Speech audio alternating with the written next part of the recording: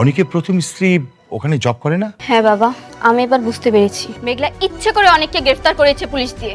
অনেককে ছাড়ানোর কোনো ব্যবস্থা হলো? না, আমি থানায় ফোন করেছিলাম, ওরা বলছে যে সালিমা বিল্ডার্স গ্রুপের ম্যানেজার নাকি ছাড়তে বারণ করেছে। আচ্ছা, শ্রমিকটা কি অবস্থা? ও যে সেফটি ছাড়া কাজ করতেছিল তখন ছাদ থেকে পড়ে স্পট ডেড। ও, ফিফটি তাহলে নেয়নি। তুই কোথায় যাচ্ছিস? মেঘলার সঙ্গে দেখা করতে যাচ্ছি। দরকার নেই, আমি হ্যান্ডেল করছি, কোথাও যাওয়ার দরকার নেই। তুমি পারবে না বাবা, মেঘলা ইচ্ছে করে অনেককে গ্রেফতার করিয়েছে। অবশ্যই এর পেছনে কোনো উদ্দেশ্য আছে, সেটাই আমার জানতে হবে কি উদ্দেশ্য। আচ্ছা ঠিক আছে, যা, কিন্তু সাবধানে থাকবি। যে কোনো সমস্যা হলে সাথে সাথে আমাকে ফোন দিবি, ওকে? ঠিক আছে। তুমি একটু ওর সাথে যাও। জি স্যার।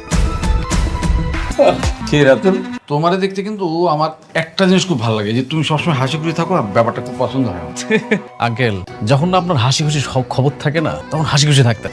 আপনি বুঝতে পারেন না, তাই না? আপনার ভাতিজা, ওর বর্তমান পরিস্থিতি এতটাই খারাপ, ওর যৌবন থেকে কয়েকটা বছর নাই। কেন, কি কি হয়েছে আবার? ওর সাইড থেকে একজন শ্রমিক পড়ে গিয়ে মারা গেছে, আর সেই শ্রমিকের মামলা মিনিমাম 10 বছরের জেল। এই 10 বছর ও চাইলেও দুনিয়ার আলো দেখতে পারে না। সত্যি বলতেছো?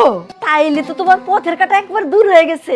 আপনি একদম ঠিক বলছেন। শোনেন, আপনার ম্যানেজার আঙ্কেলে যা যা দিছে ওই কাজগুলো ঠিক মতো করবেন, আর আজকের মধ্যে এটা কমপ্লিট করাছে। ম্যাডাম, দুজন গেস্ট আসছে আপনার সাথে দেখা করতে, পাঠাবো? হ্যাঁ, পাঠায় দেন। আচ্ছা ঠিক আছে। জানান, ফাইলে নেন, যান। আসসালামু আলাইকুম।